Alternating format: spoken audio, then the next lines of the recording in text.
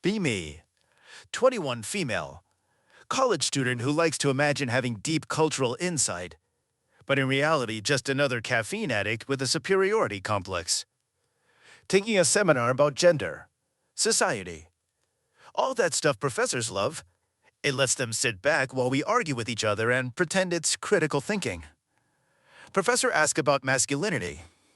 Like, what does toxic masculinity mean in practice? The room goes silent.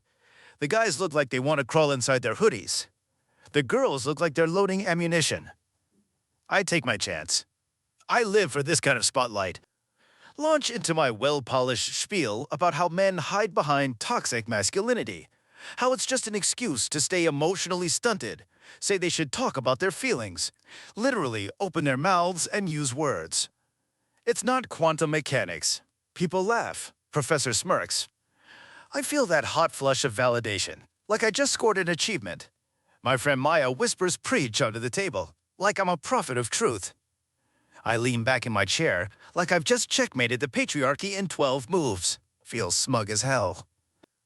After class, we sit on the library steps, iced lattes in hand, gossip about guys we've dated. Maya says her ex only ever opened his mouth to talk about video games and movies. I say their heads are just static. Football scores. Like an empty radio with ESPN stuck on loop. We laugh until my stomach hurts. Iced coffee condensation dripping onto my jeans. Completely sure I'm right. Completely sure men refuse to grow up emotionally. Because they're lazy. Because society lets them. That night I go back to my parents' house. Mom promised lasagna. My broke ass never says no to free food. Dinner is good. Mom goes upstairs to grade papers. Me and Dad end up in the living room. TV on low, him sorting through mail like a middle-aged ritual. I decide to recycle my seminar soundbite. I like the way it sounds out loud. Say, I just think men should open up more. Like it's really not that hard. Dad goes completely still. Mail frozen in his hands, like I just said something in another language. After a pause, he says, it's not that simple. His voice quiet. Doesn't match him at all. I'm like WTF. Because this is the man who never shuts up about gas prices or grill recipes. He puts the envelopes down, says, I've never felt safe being vulnerable. Not at work, not when I was a kid, not even here. My brain short circuits. I laugh awkwardly. Say, not even with us? He shakes his head, starts explaining. When he was little, if he cried, his brothers mocked him until he wanted to disappear. Teachers told him to man up. Coaches barked at him to toughen up. At the office, if you show weakness once, you're branded. Someone who can't handle responsibility. So you bury it. Keep grinding. At home, he felt like his job was to hold everything together. That meant there wasn't space for him to fall apart. Finally, he says, the hardest part of being a man is pretending you're fine, even when you're breaking inside. The TV light flickers across his face. Makes him look older, smaller. This is the guy who always fixed the faucet at 10 p.m., carried all the groceries in one trip, laughed loudest at his own corny jokes. Now I'm seeing someone who has been carrying invisible weight for decades. Can't even think of a response. Want to ask him when he last cried. The words won't come. We just sit there, quiet. I feel something in my worldview crack. A few days later, I meet up with Sam, my childhood best friend. The boy 2 streets over.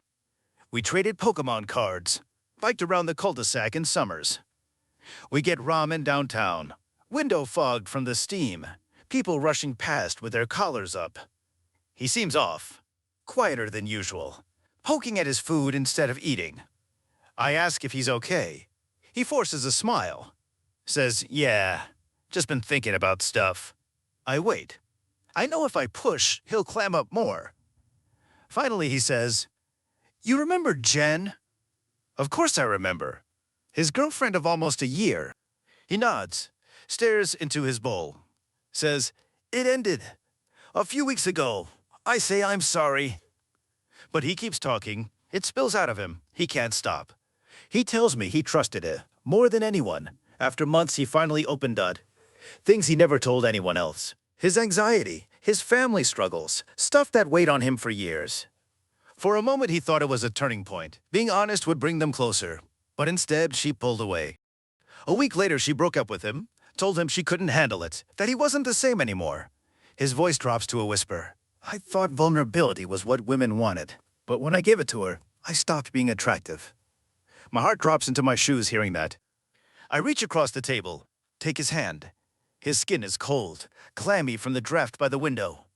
He shakes his head, pulls his hand back gently, stares at his noodles, says, makes me feel stupid for trying. We eat in silence, ramen suddenly tasteless. I can't get his words out of my head the entire walk home. That night I lie in bed. Glow-in-the-dark stars still stuck on the ceiling from freshman year. Dad's words echo. The hardest part of being a man is pretending you're fine. Sam's words overlay. My honesty cost me the relationship. Two men I love, punished in different ways for showing weakness. My neat little narrative from seminar shatters. I thought men stayed silent out of pride, arrogance, laziness. But maybe it's fear. Fear of mockery, fear of rejection, fear of being left behind for being too much, fear that the moment they drop the mask, people will run. I replay all the moments I used to laugh about. My ex who shut down whenever I asked how he really felt. Dad changing the subject when conversations got too emotional. Sam biting his lip when people teased him in middle school. I thought all of it was avoidance. But what if it was armor? What if silence is scar tissue? I'm still feminist, still angry at how men dominate spaces and dodge accountability. But it's not simple anymore. I can't just say, they should talk about their feelings, like it's a light switch. Because even when they do, the world doesn't always reward them. Sometimes we recoil, sometimes we punish them without realizing. That doesn't excuse everything, but it complicates everything. I keep seeing Dad in the living room, mail scattered, TV flickering on his tired face. I keep seeing Sam's trembling hands on his chopsticks. These images feel heavy, like rocks in my pocket. I don't know what to do with them. They don't tie into a slogan. They don't wrap up neatly. They just sit there, unresolved, shifting how I see things. Be me, smug girl who laughed about emotionally stunted men. End up staring at the ceiling at 2 a.m., realizing silence isn't pride, it's survival. Don't have answers, just a heavier kind of respect and compassion I didn't have before. MFW, I can't laugh at the same jokes anymore. Be you. Watch Green Tech Stories every night. Forget to subscribe. Missing out on tomorrow's story.